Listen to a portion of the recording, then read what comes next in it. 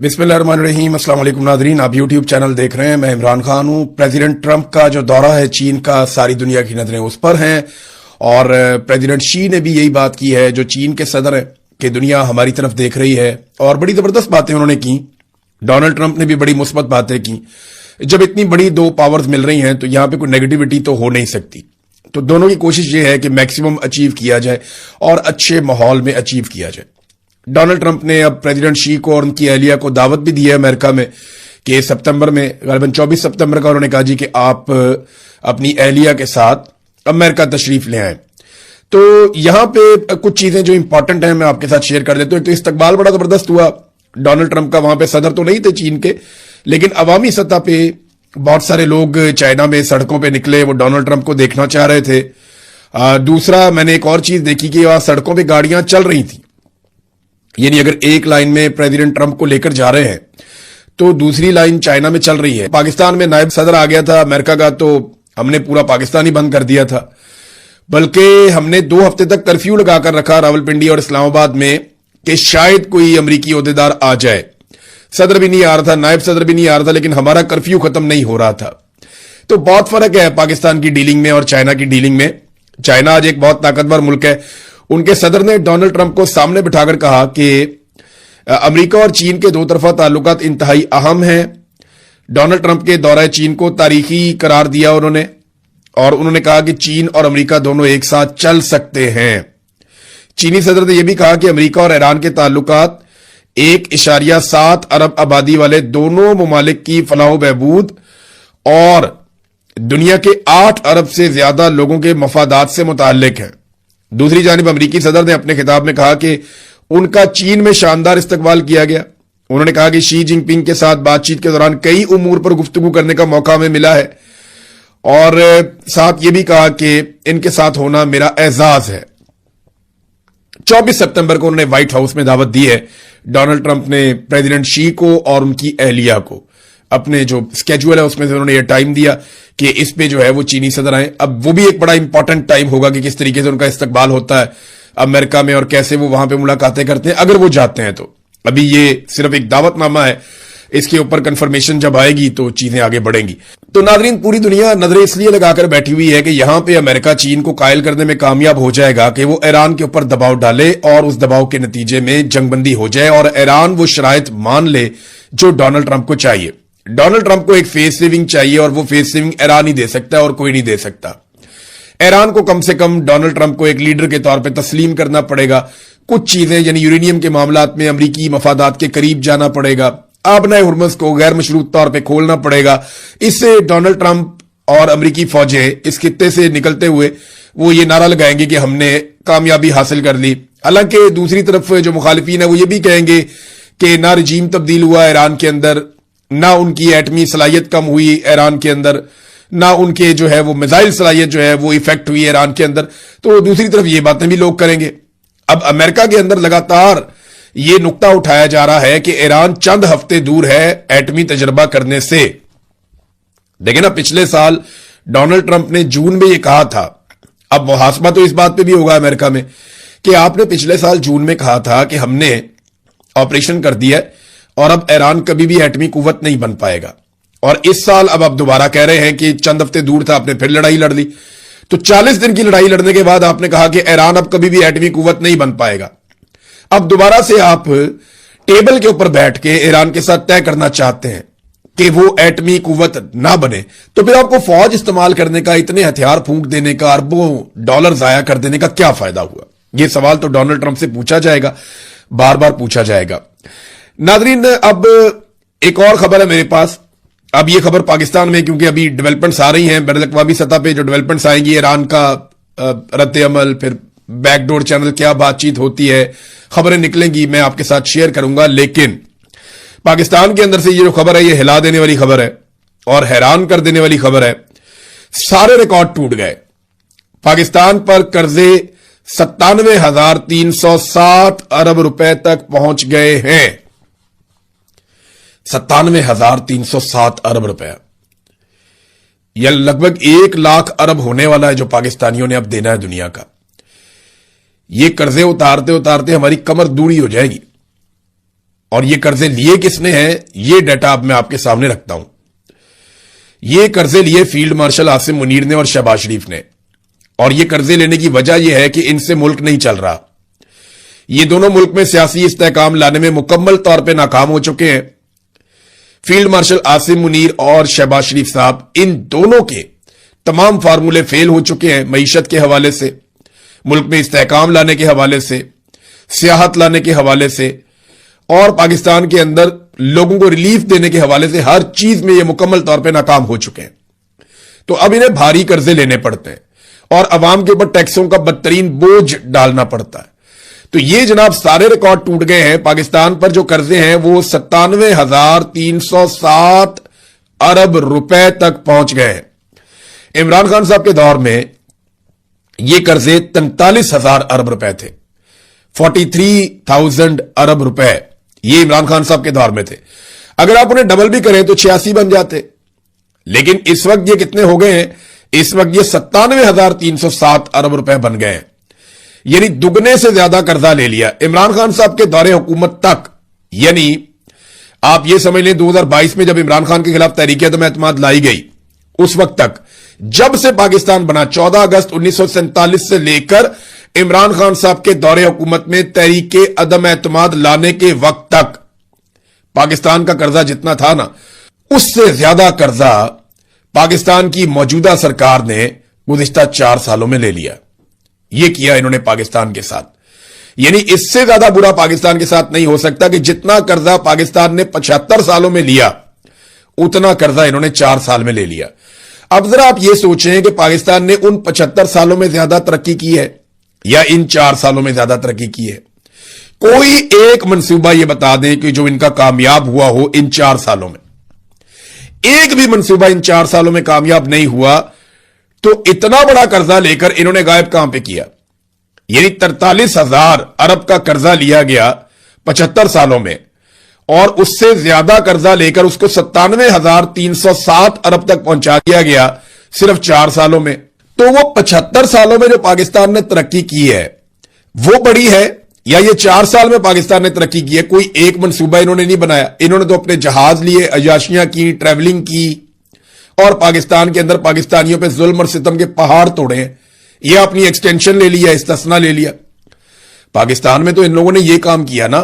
पाकिस्तानियों को क्या मिला? पाकिस्तानियों को क्या बिजली मुफ्त मिल गई? नहीं, उसकी कीमत 4 गुना बढ़ गई। पाकिस्तानियों को क्या गैस मुफ्त मिल गई? नहीं, उसकी कीमत 10 गुना बढ़ गई। पाकिस्तानियों को खाने पीने की चीजें मुफ्त मिल गई? नहीं, उनकी कीमतें दुगनी हो गई। तो पाकिस्तानियों को मिला क्या? क्या पाकिस्तानियों को पैसे बांटे गए? नहीं।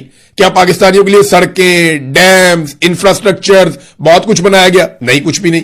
खेलों के नए मैदान बनाए गए? नहीं। बहुत सारी यूनिवर्सिटी, अस्पताल बनाए गए? नहीं, ऐसा कुछ भी नहीं हुआ।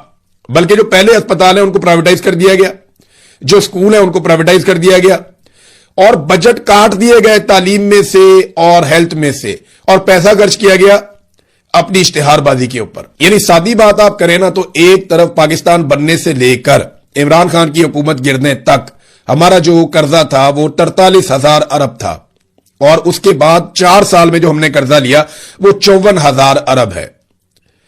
यानी 43,000 अरब हम लेते हैं 75 साल में, और 54,000 अरब हम ले लेते हैं कितने अरसे में? सिर्फ 4 साल में। और इन 4 सालों में कोई डैम नहीं बना, कोई तरक्की नहीं हुई, कोई पाकिस्तान ने ऐसी, पाकिस्तान एटमी कुव्वत बन गया तब हमने इतना कर्जा नहीं लिया। पाकिस्तान ने मंगला जैसा, तरबेला जैसा डैम बना लिया तब भी हमने इतना कर्जा नहीं लिया। पाकिस्तान ने जंगें लड़ दी बड़ी बड़ी तब भी हमने इतना कर्जा नहीं लिया। पाकिस्तान ने बेशुमार प्रोग्राम इमरान खान के दौर में, उससे पहले नवाज शरीफ के दौर में, Benazir income support programme peoples party के दौर में, मुशर्रफ के दौर में बहुत सारे मंसूबे बने, लेकिन पाकिस्तान ने कभी इतना कर्जा नहीं लिया। ये कर्जे का पैसा गया कहां पे? इसकी इंक्वायरी से ये लोग डरते हैं और जवाब देने का इनका मूड ही नहीं है। जवाब ये क्यों नहीं देते? तो सबसे पहले तो आप देखें कि मरियम नवाज के अखराजात की जब तफसीलात मांगी गई मरियम नवाज से और हुकूमत पंजाब से कि जनाब आप बताइए कि आपने कितना पैसा खर्च किया पाकिस्तानियों का अपने दौरों पे, अपनी गाड़ियों पे, अपने जहाज पे और अपने अय्याशी वाले तरीकाकार पे जिसके तहत आप हुकूमत कर रहे हैं। अभी अगले महीने इन्होंने आज़रबाईजान भी जाना है। गर्मी आ रही है ना, तो आज़रबाईजान एक ऐसी डेस्टिनेशन है जो बहुत खूबसूरत है, माहौल बड़ा अच्छा है, लोग बड़े अच्छे हैं, खाने बहुत अच्छे हैं। वरना पंजाब हुकूमत का आजरबाईजान के साथ क्या काम है? शहबाज शरीफ भी आजरबाईजान बहुत चक्कर लगाते हैं, ये कह कह करके हम वहां से बहुत बड़ी इन्वेस्टमेंट लेकर आ रहे हैं, लेकिन अभी तक आजरबाईजान से पाकिस्तान कोई इन्वेस्टमेंट नहीं ला पाया। दावा तो इनका यह है कि $2 अरब लेकर आ रहे हैं, लेकिन इतना पैसा मुझे लगता है कि यह खानदान आजरबाईजान के टूर कर करके खर्च देगा और $2 अरब शायद नहीं आने। अच्छा, अब मामला यह है कि एक सवालनामा भिजवाया गया वकील अब्दुल्ला मलिक साहब ने मरियम नवाज के दफ्तर को, जो राइट टू इंफॉर्मेशन का एक आइन के अंदर कानून है, उसके तहत एक दरखास्त दायर की थी और एक एप्लीकेशन भिजवाई थी कि बताया जाए कि मरियम नवाज के ज़ेरे इस्तेमाल गाड़ियां, उनके गैर मुल्की दौरे और हुकूमत पंजाब की जानिब से हासिल किए गए एक पुरतइश तैयारे की तफसीलात जो है वो उन्होंने तलब की। बताएं हमें इनकी तफसीलात। तो पाकिस्तान में जो है वो आरटीआई का एक बाकायदा कानून है, आइन का आर्टिकल 19A जो है वो इसको तहफ्फुज देता है कि आप कोई भी इंफॉर्मेशन लेना चाहें, आप एक खत लिखकर, और कोई भी शख्स, वकील नहीं, कोई भी शख्स जो है वो सरकारी इंफॉर्मेशन हासिल कर सकता है अगर वो इंफॉर्मेशन खुफिया नहीं है।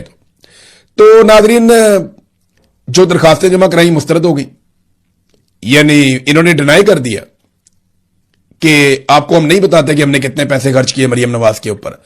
पिछली दफा मैंने आपको बताया ना कि इन्होंने अरबों रुपया फूंक दिया पाकिस्तानियों को, और इनका मंसूबा यह है कि ये 50 अरब रुपया पाकिस्तानियों का लगा देंगे 5 साल में मरियम नवाज और नवाज शरीफ की जाती तशहीर के लिए, और ये सोशल मीडिया इन्फ्लुएंसर को पैसा दिया जाएगा।